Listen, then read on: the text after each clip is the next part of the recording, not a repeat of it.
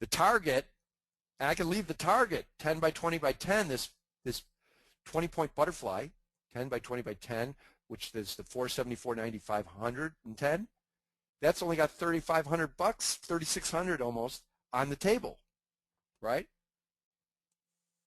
And what's left, so I could just leave, I could take a lot of the money off the table, especially if I was going on vacation or something or couldn't look at it as much. Oh, wow, I got to take something off the table. All right? And those trades would achieve that objective. Okay, let's go to the next page. We're working our way through this. From my end, it's going nicely. I hope it's going nicely at your end. Okay, so, the next page is less efficient spreads post 460. So what do I got here? Okay, what's my point? Okay, so going back, that was an efficient way to do it, what we just saw. This is very efficient. And what I'm talking about is notice that everything is long as long. There's no longs against shorts in anything here. In other words, the 470s are buy and buy, or long and long, and there's nothing different about it. I've seen even some professional trades do some very inefficient things with even within doing a trade in 1 minute and in the next minute doing another trade that offsets or sells what he just bought as part of a spread that he's buying a spread and selling a spread, but some of the contracts he's buying he's actually selling again. So this is showing where you could be inefficient. It might be a cooler breakdown, dissection, but it is inefficient, and I want to make this point. So this is less efficient. Let's see why. All right, now let's look at it this way. Remember, we had 20 condors up above and then 20 more condors down below. So let's merge most of the ones in the lower one in SD2 above on page 26. And actually, this is cool, window, split, dude. Okay, and go up here and look at the next page. Let's look at the difference, shall we? Yes. Okay. Now, here we go. Ready? All right. Now, above and below, what we're looking at, the butterflies are the same. The big 10 by 20 by 10, they're the same. The money's the same. Everything's the same. But what we're looking at it differently here. We're saying, okay, SD1, let's take out of SD2 where there's 14,000, and let's push them up and join SD1. And what are we left with? We're left with 20 condors that are only $2,800 going from 450 to 480 left out of it, because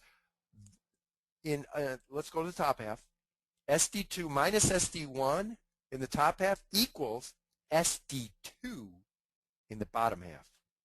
Does that make it clearer? You might have to play the recording back a couple times. I know how this is really, but this is very transparent. So I'll repeat it one more time, but then go to the tapes and watch the recording, okay? I'll repeat it again. We're just on the top half, okay? So just let me find a dividing line here and just get it out of the way for a moment. All right, we're looking at the top. SD2 minus SD1 equals SD1 over here. SD1 over here. I mean, I'm taking them out, or rather, I'm sorry, SD2. It's the leftover 20. And that makes SD1 now twice as big, 40. So there's 22,000. All right, now let's talk about the inefficiency. Let's say that I was going to get out of this by doing a 40-lot condor, the SD1, and a 20-lot condor, the SD2, in two different trades. You could see that, wait a minute, there's 20 lots that are offsetting each other here. I'm giving commissions and paying bid-ask spreads and giving away money on 80 contracts. I'm buying 20 verticals and selling 20 verticals to myself and giving the market maker some money and giving Thinkorswim or my broker some money. That's my point. I hope that's clear. So the above 1 is more efficient. So in your own trading, watch out for this. I see it all the time. And you're just, you're just burning up C nodes, dude. They're going up in flames for no reason, just because you're inefficient. Now, I could see, like, in an emergency trade, what do I care about extra commission? I'm just trying to get out of stuff. Not on condors. Maybe on naked options or a very sensitive vertical. Okay, yeah, make the trade. Shoot first, ask questions later. Don't even wait for the smoke to clear. Make your trades. I get that, but not in this case. Okay, let's get rid of that split. Remove split, and let's go to down to 2 screens. Okay. Now, after trade 7,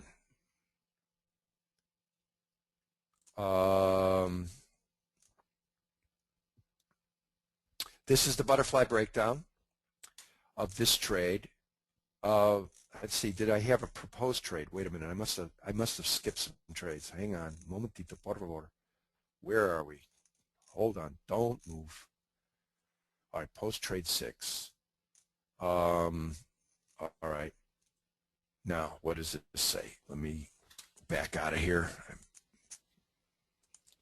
All right, trade adjustments and concepts for trade 7. I'm going to show you the why afterwards with the diametric grid, but you can see here I'm selling off some of these condors up here, some of these baby butterflies that we identified, 30 of them, generating 2786, taking that off the table.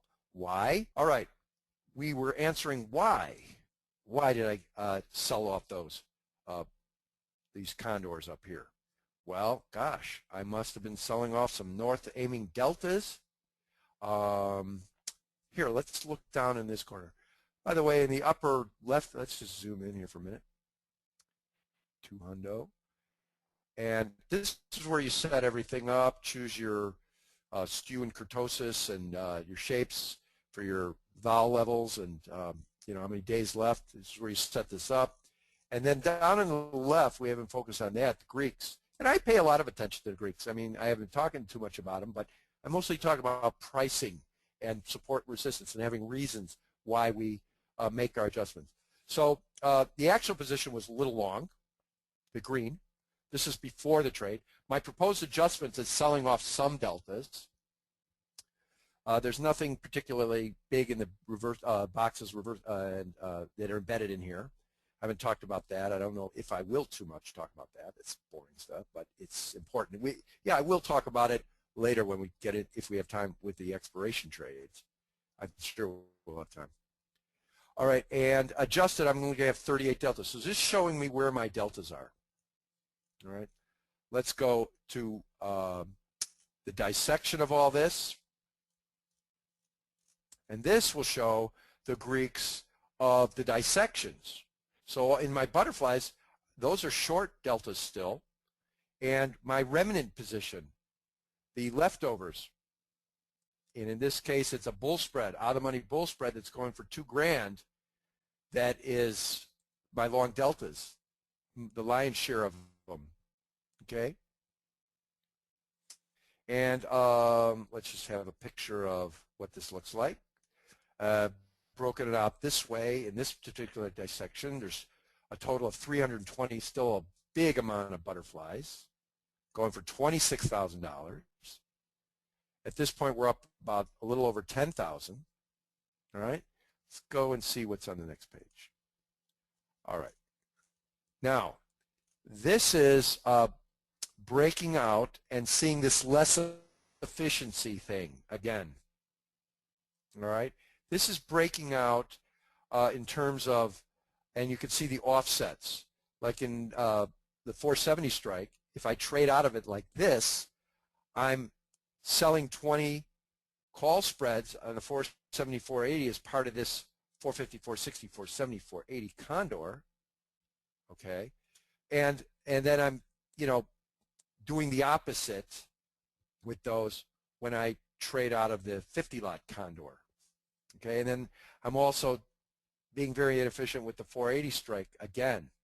and then the the the 490 strike and 500 strike. It's just a mess. I'd be giving away so much money in commissions and giving up edge in spreads to get into these things. Okay, that's the point there. And I think, let me just see something really quick. Let me split the screen again. Split. Right, and let's go above, because I think the screen before is the same dissection, but in terms of using the butterfly dissector instead of the spread dissector. And the way you could tell that is to see the actual raw position that we're dissecting in the first place. Well, it's the same, but here it is. All right, here we go. This 220 lot named by the bodies in the top half, which is the butterfly dissection, two butterflies in a row, is this condor down here. These 250 lots in a row in BD2, butterfly dissection 2, going for $8,899, is spread dissection 2. But you could see that it's a very inefficient way. You could, from risk management, it's great, but for actual trades, it's bad. So we want to look for another way. So do I offer a better, more efficient way? Oh, I do. Oh, I'm so nice. I am so good. It's scary how good I can be sometimes. Oh, let me just scroll that down. All right. So above will be the less efficient, and below will be the more efficient. And notice in below, if we look at it a little bit differently, like an iron condor in SD1, you can get out of it that way, an iron butterfly in SD2, and another iron condor in SD3, say we wanted to get out of this stuff. This is how you would get out of it, because you're not going to get out of it like this in the first row here. You're not going to get out. I mean, if you do, oh God, I'm worried about you. I'm worried about you if you just go and trade out of what you're long and what you're short. And in fact, you're not even long and short these things. These are the net positions after, you know, it's boxed off. But still, even if you had just like this, you would not get out of it like that. You would systematically get out of it in order to save yourself some money and not get chewed up by the market makers who are there to take that free money. They're really there to take free money from you. You know, the edge, that's free money. You know, if they can lock it in and, you know, get neutral after your trade, it's basically the overvalued, undervalued, over, you know, the bid ask. That's their, what they call their potentially free money. You know, that's what they work for. Sometimes it's very hard to get. But when you're doing this, you're just handing them money. They love you. Oh, yeah, sure, you could have, oh, no problem. You could have, oh, yeah, you could have that. You're just handing them money, okay? So this is more efficient. Notice that I'm not selling anything that I'm buying, or vice versa. All right? Point made again. All right, window, remove split. Okay, now where are we going?